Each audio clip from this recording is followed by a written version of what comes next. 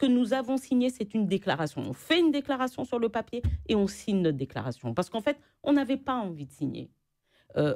On ne voulait pas signer. Par contre, on voulait dire quelque chose. Parce qu'il y avait un moment de l'histoire de cette négociation qu'il fallait acter. Et nous disons, on ne va pas signer brut pour dire on valide le document. On va faire une déclaration et on va la signer sur le papier. Et c'est ce que nous avons fait. Bon, alors, il y a eu tout un truc. Ah oui, mais autres signés. Non, on a signé notre déclaration. Il faut que les gens entendent ça. Bon, et il faut qu'en plus, non seulement les gens entendent ça, mais il faut que les gens reviennent à ce que nous avons dit tout au long de ces tables rondes. Et tout au long de ces tables rondes, nous avons émis des réserves, la plupart des députés, nous avons émis des réserves à chaque stade de la négociation. D'accord. D'accord ? Bon, maintenant, nous, notre rôle, c'est de légiférer. C'est de contrôler l'action de l'État et de légiférer. Là, nous, ouais, que le protocole de moyens et tout ça. Alors, les distributeurs, comment c'est dit ? Ah oui, mais on attend la baisse de la TVA pour nous aussi baisser les prix. On attend la baisse de l'octroi de mer. Donc au final, c'est la CTM qui se retrouve la première à baisser l'octroi de mer, pas pour Cogny, puisqu'il n'y a pas de budget. Il n'y a pas encore de la TVA, elle ne peut pas être baissée là. Tant qu'il n'y a pas de budget qui n'est pas signé, ça ne peut pas être baissé. Bon.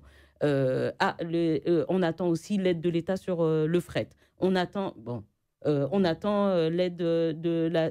Les bougla qu'a metté que la CMA-CGM, Kaivini mettait l'argent à dans une aide au fret. À quelle heure le vider?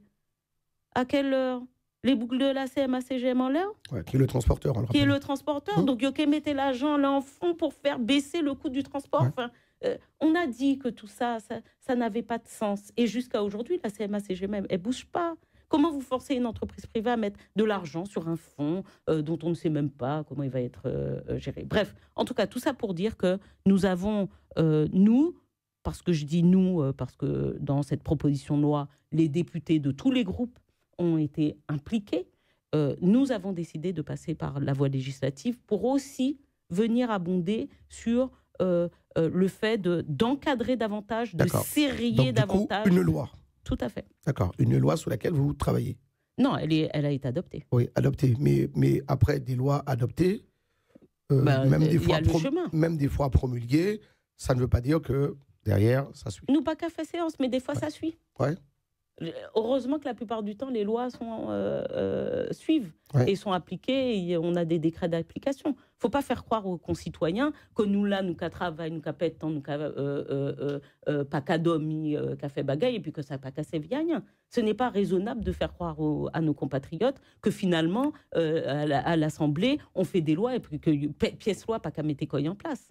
Non, ce n'est pas vrai. Il y a des lois qui sont sur lesquelles parfois on est obligé de forcer pour que les décrets d'application se mettent en place. Mais pour l'instant, celle-là est votée à l'Assemblée et va suivre ce que l'on appelle le parcours, la navette parlementaire, c'est-à-dire va aller au Sénat. D'accord. Elle peut être aussi amendée au Sénat. Tout à fait. Oui.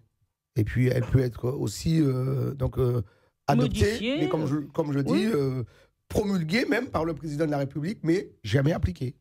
Ça peut arriver, mais est-ce qu'on peut se mettre dans des positions positives et se dire que plutôt que de se dire qu'elle risque de ne pas être appliquée, c'est surtout qu'elle risque d'être appliquée.